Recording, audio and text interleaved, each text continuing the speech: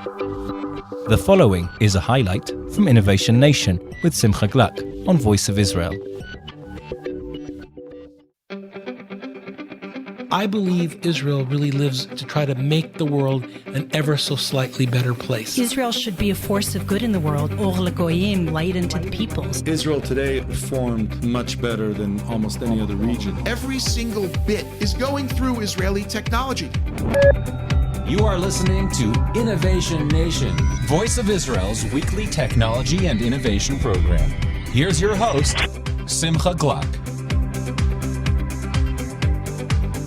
Okay, Shavua Tov. Happy New Week. Shalom, everyone. You're listening to Simcha Gluck on Innovation Nation here at Voice of Israel. That's voiceofisrael.com, coming at you live from Jerusalem, based in the JVP Media Quarters, the startup station, the startup nation. This is the show where we cover the latest and greatest innovators, entrepreneurs, and what's hot on the startup and tech scene. And as you know, my goal is to shine an entrepreneurial light into the nations regarding what we do here in Israel to really make this world a better place. We have some great guests today. And if you want to chat or you have a question or a comment, send me an email to Simcha, SIMCHA, at voiceofisrael.com. Check us out, like us on Facebook, Voice of Israel, and also follow us on Twitter. We're at VO Israel. We have great content. Our mission is to bring Israel closer, and that's what we work really hard to do. And thanks for all your questions and comments and feedback that we've gotten thus far. Today's a great show. Our first guest joining me is Nachum Kligman. This is just a really amazing individual, a serial entrepreneur. Very often we use the term serial entrepreneur, but in this case, it's really 100% warranted. This guy's been involved in many different startups. He has a podcast, a radio show called the Frum Entrepreneur, even had a successful Kickstarter campaign. So this guy has really done it all, and I'm so happy that he's with us to share with you, the listeners. Nachum, are you with us online? I am with you. How you doing today? Fantastic. Thank you so much for having me on the show. Good. Can we get a little bit better audio? Can you speak a little closer or do whatever you can? How's this? Can you hear me better now? Not so much. Not so much. Hold on a second. Okay. How about now? Yeah, that's perfect. Okay, great. Okay, good. You've done a lot of stuff in your life. Can you take It's really impressive. You know, when you start when you're 12 years old shoveling snow, you know, and you're going to accomplish a lot in those years. But, yeah, Baruch Hashem, I've been zocheh to be part of a lot of fantastic projects, a lot of fantastic ideas, a lot of fantastic teams. And, you know, for the last 13 years now, being in Eretz Israel. Okay, good. So can you actually share with us these past 13 years? So you moved to Israel 13 years ago. Let's try and use a little bit more English language as opposed to Hebrew so that everybody can understand. And not a problem. In those 13 years, you've had quite an entrepreneurial journey. Can you share with us some of the stuff you've been working on? So first of all, shout out to Nefesh B'Nefesh because we were on the very first flight. Wow. My son, who's going to be bar mitzvah in September, he is the very first baby born from Nefesh B'Nefesh, Olim, you know, now out of thousands. And, you know, we came to Israel right after, you know, we made a decision after 9/11, and it's been an exciting experience since. So when I first made Aliyah, it was interesting. I was in the promotional marketing industry for about 10 years in the States. And I had bought a franchise called Adventures in Advertising. And basically it was a promotional marketing company. And I was in touch with the CEO. And to make a long story short, I was talking to the CEO about making Aliyah, about moving to Israel. And he said, you have our full support. I think that's fantastic. I think that's great. And I was back and forth to him in emails. So I even had the logo transcribed into Hebrew. And I told all my clients I'm moving to Israel, but don't worry, I'll still take care of them and service them. Mm-hmm. Anyway, we made Aliyah, and about a week and a half, 2 weeks later, I was taking care of a client's order, and my printer called me up and said, hey, we did not get your shirts. And I called them, I called up the distributor. They said, oh, we're not allowed to send out any of your orders. You have to call headquarters. So I called up headquarters, and I said, you know, what's going on? How come you didn't send out my shirts? And they basically said, well, you cannot operate your franchise outside the United States. That's a fun piece of information to find out when you're already in the thick of things. I said, you mean I moved my family, and remember, this is 2002. I said, you mean I moved my family 6,000 miles away to the Middle East in the middle of a war? You're telling me I can't run my franchise? They're like, that's correct. I said, I'll see you in court. Mm-hmm. And, thank God I had a lot of emails between me and the CEO. And when I told them, they said, the CEO, he likes to talk from the hip. He doesn't, but legally you can't do it. So it was, at first I thought it was my first big challenge, making Aliyah. But it ended up being a bracha in disguise because, I settled for a very nice amount of money, which really kept me going for the first couple of years until, I started a company called Invite. If I could just chime in for 1 second. Sure.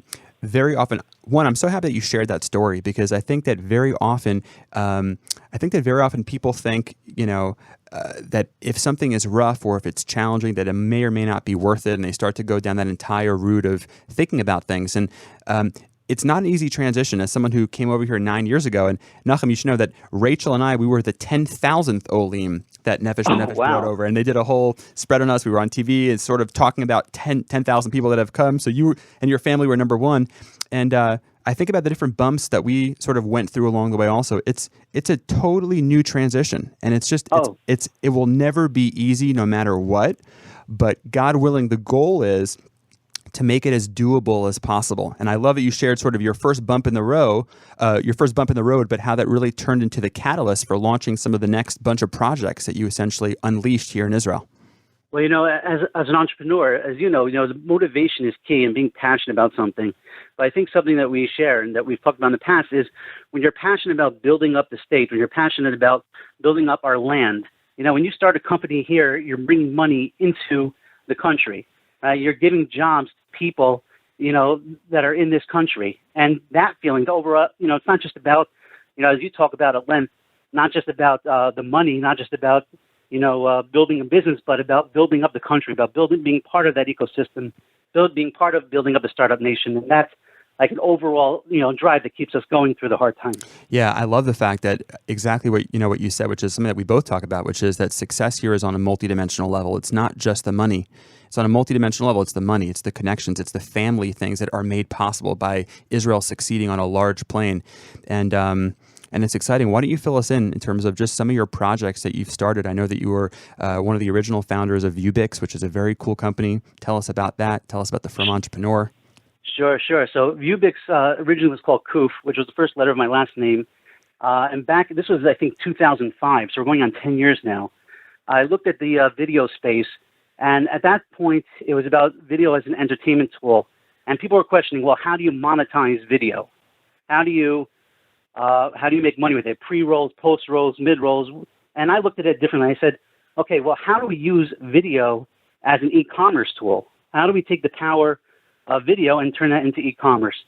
And so I spent 6 months developing it and I brought on a friend of mine, Basil Chait, who was the first guy I brought on board.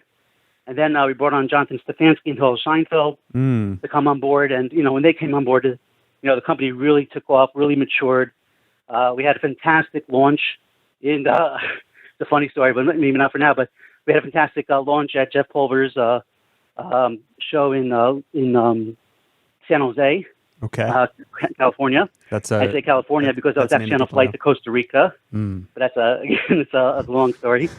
And, since that time, it's really, we took some hits. I left the company about 5 years ago, but, we talk about feeling proud and feeling pride, being able to take an idea from my head and be able to, get some patents on it and to be able to, hire a team and to have something that employs 10 to 15 people over the last 10 years here in Israel, I think is, just feels overwhelmingly good. And that's, the type of things I like to do. I like to take an idea, like to build a team around it, and then launch it and then move on to my next project. What are some other projects that you've done that with? So another exciting project is called RoadShows. You may know Ben Weiner from Jump Speed. So I came with the idea to Ben back about 2 years ago. And, the idea was simple. It was be able to sort of create the Airbnb model for between people that make products and people and retailers, right? Someone has a book that they wrote. Someone created a CD. Someone created jewelry. Someone created, a food. And they want to be able to get the retail experience. So we hooked them up with retailers that, want to add value to their customers and add some excitement. And that's really what RoadShows is about. And about 2 years ago, I was conflicted because I had another project I was working on called Mianzi. And Mianzi was a project of the heart.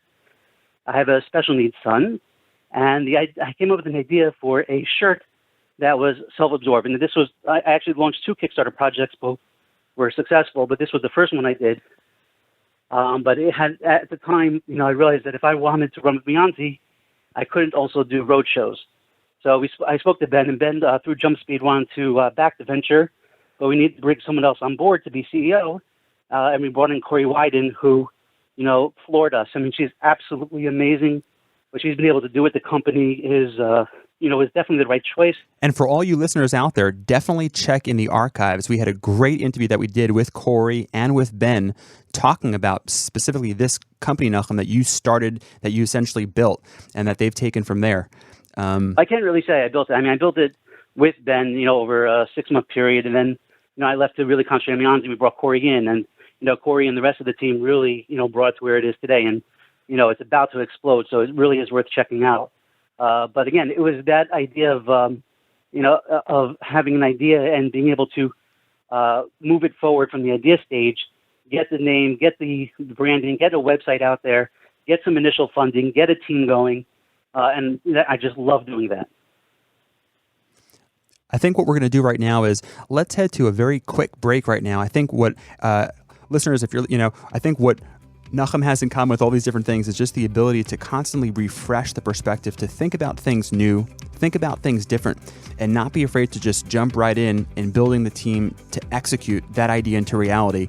We're going to take a short break. When we come back, Nachum, I'm so excited to pick your brain a little bit more. So listeners, stay with us. We'll be right back.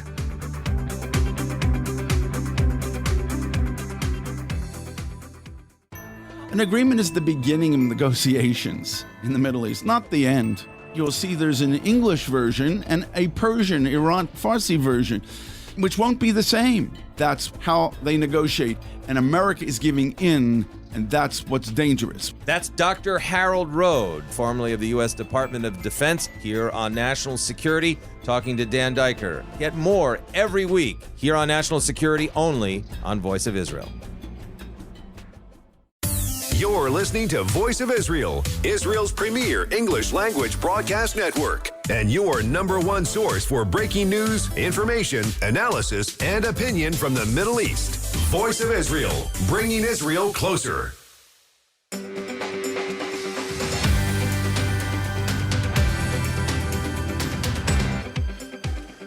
Okay, we are back. This is Simcha Gluck, your radio show host here on Innovation Nation at Voice of Israel with Nachum Kligman, serial entrepreneur, moved here 13 years ago to Israel to literally shine that entrepreneurial light into the nations.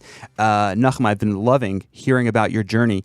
Can you share with us some sort of your favorite resources, maybe your favorite hacks or books or things that really help to build that mindset that you have in doing all the amazing work you do?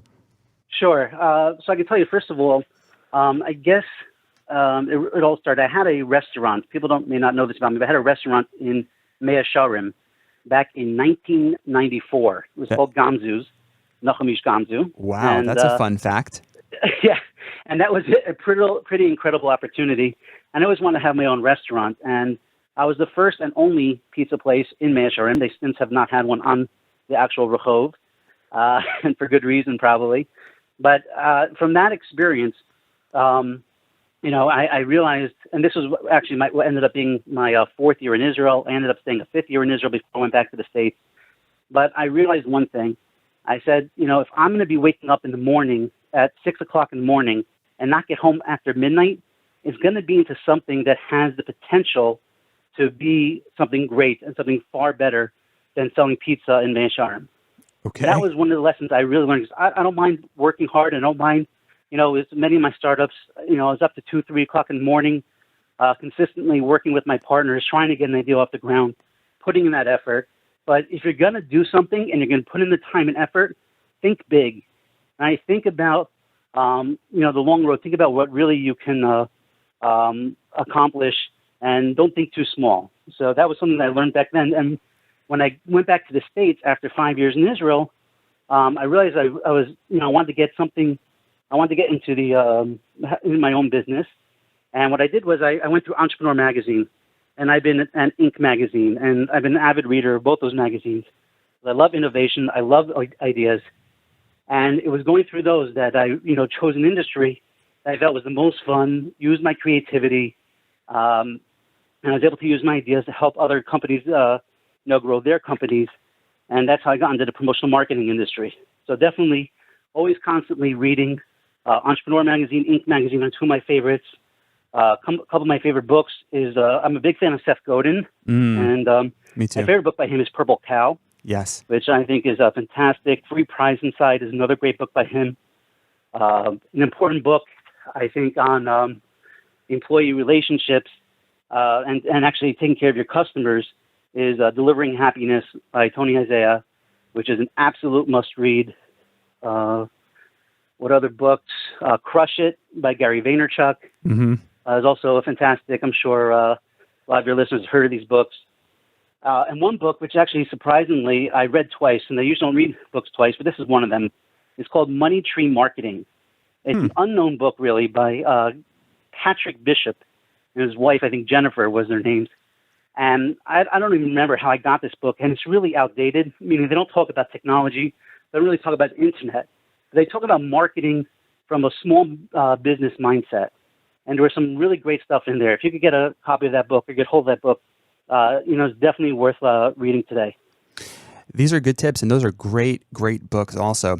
I like how you framed it. I think it's very important. Very often people think about entrepreneurs as just people who start businesses, and it's true that entrepreneurial thinkers, which are people who can turn ideas into reality, definitely do use that to fuel new businesses.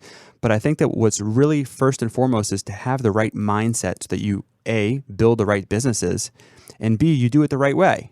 And that's really key. All the books you mentioned are great books, and Gary Vaynerchuk I love. I mean, he's just known for literally crushing it with what he did with his family's wine company, and certainly Seth Godin. I loved hearing him speak in New York as well, and he's just so passionate. Tribes was something which was very deep for me. The power of how you turn customers into community members and really build a tribe. And I feel like this is stuff that you very much live and breathe. How do you get into podcasting with the Frum Entrepreneur? That's a great question. So what happened was, I know one of the things we were going to talk about is some of the challenges I have. So I just want to jump back a bit, and then that will lead into answering this question. That is, I started Mianzi, which is this apparel company for special needs kids. And it is by far the hardest thing I ever had to do in my life. I said to myself, when I came up with the idea and I looked around, I said, hey, everybody has shirts. How hard could it be to make a shirt? Right? And, when you, Simcha, if you and I were making a business deal, and I say, Simcha, I want 100 copies of your book, right?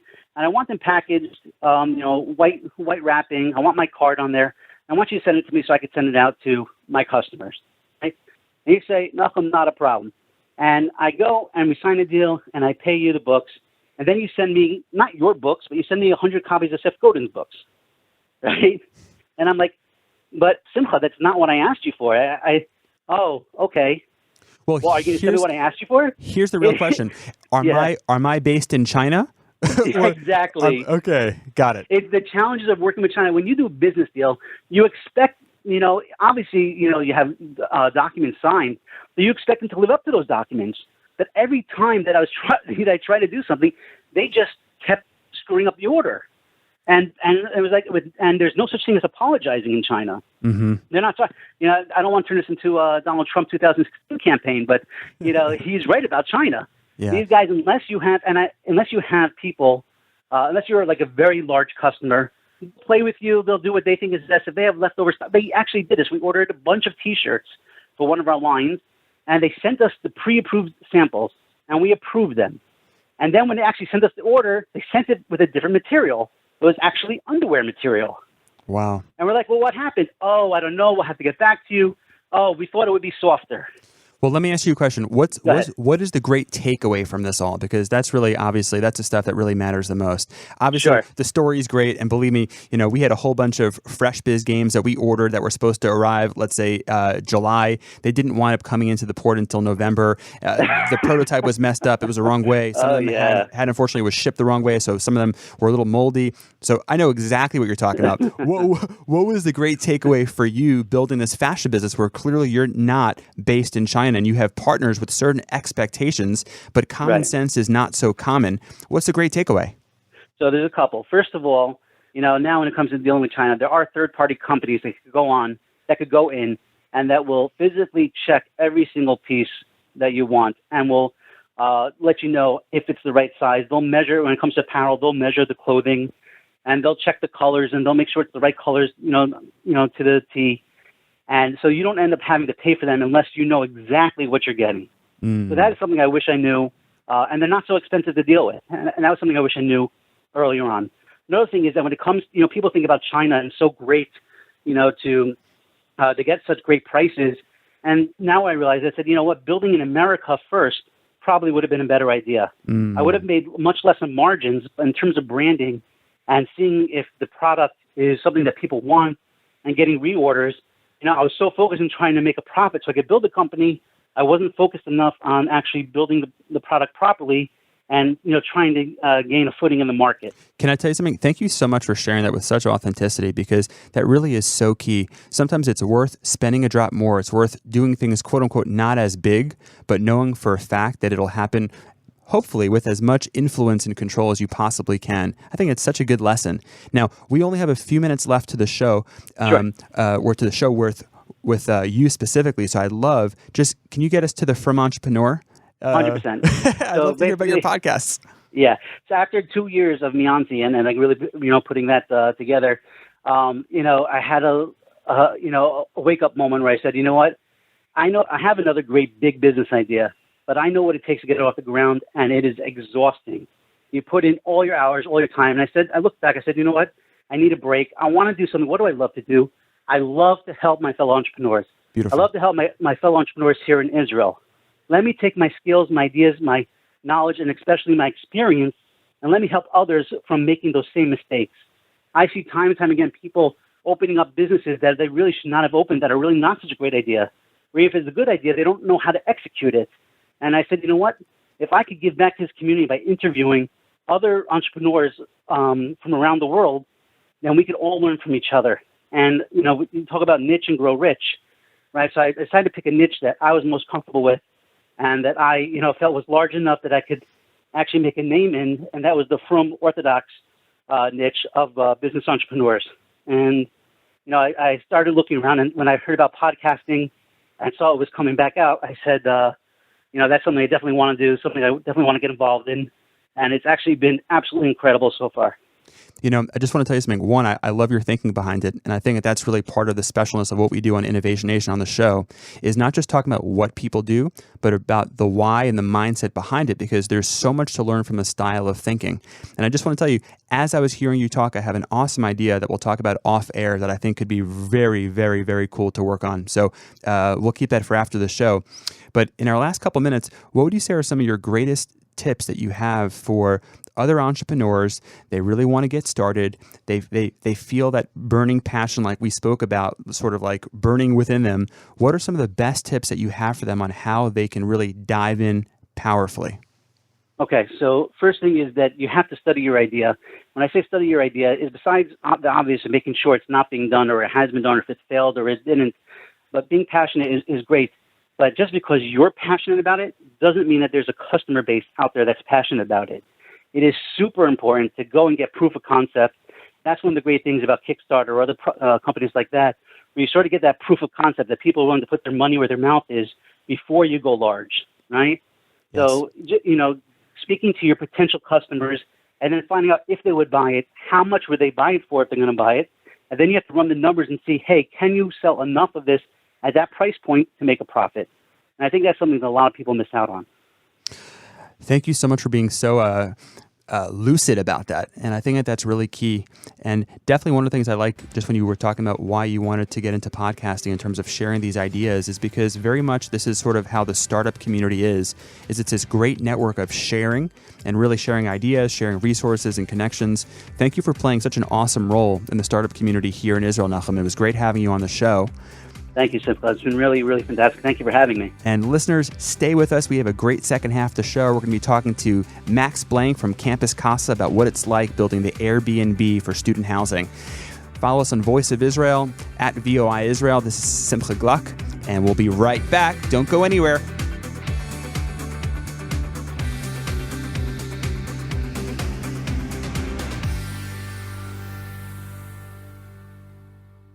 VoiceofIsrael.com. Tune in on your PC, tablet, or smartphone, at home, at work, or on the go. Listen to our live stream with just the click of a button, or catch it later on demand. Also, don't miss our Hot Topic exclusive interviews with top leaders, policymakers, and diverse personalities. Voice of Israel, your source for news and views on everything